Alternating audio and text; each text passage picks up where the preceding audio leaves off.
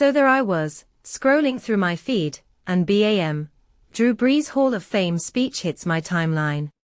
Now, I'll admit, I've watched my fair share of these speeches. Most of them predictable.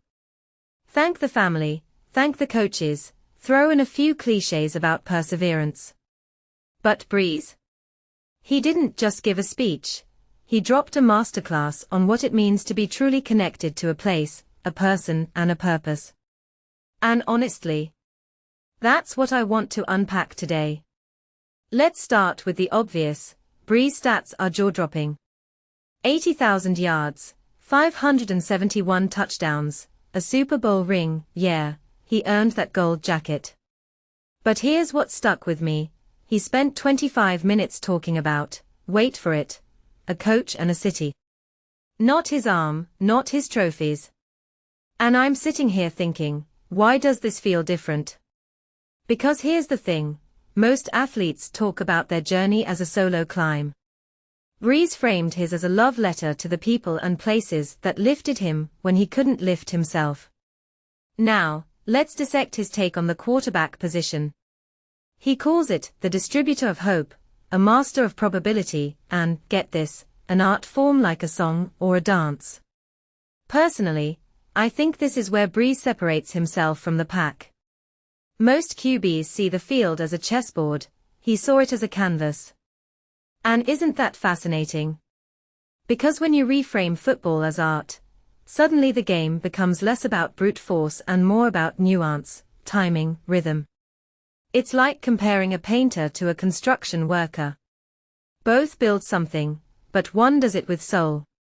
But here's the twist, this wasn't always his narrative. Brees started in San Diego, right? Then came that brutal shoulder injury in 2005. The Chargers let him go. The Dolphins nearly did too. And that's when Sean Payton swooped in.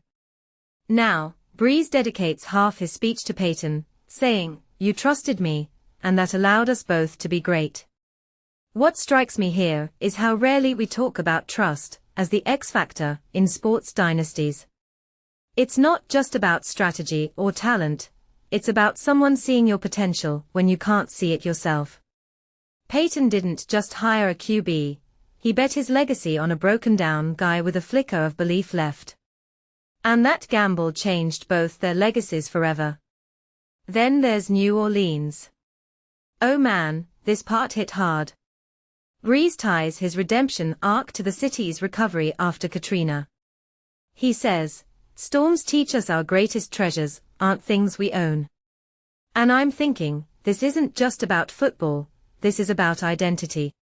The Saints weren't just a team, they were a lifeline. When he talks about protecting the soul of the city, it's almost poetic. But what's the deeper layer here? It's that athletes often get labeled as mercenaries, right? But Brees flipped the script. He didn't just play for New Orleans, he became part of its fabric. And in doing so, he proved that loyalty isn't dead, it's just really, really rare. Let me take this a step further. If you zoom out, this speech isn't about football at all. It's about resilience, mutual respect, and how places can heal people just as much as people heal places. How many of us have had moments where we felt damaged by life's standards, only to find our value in unexpected places? That's the thread here. And when he name drops the Steve Gleason blocked punt, or the dome reopening, that's not nostalgia, it's a reminder that shared moments of triumph are what bind communities. So here's my closing thought. Brees' speech made me rethink what a legacy really is. Is it the records? The rings? Or is it the way you make people feel long after the lights dim?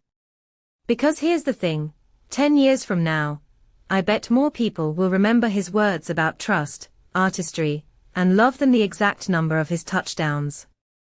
And maybe, just maybe, that's the ultimate measure of greatness. What do you think? Drop your thoughts below, let's hear it. Who Dat Nation?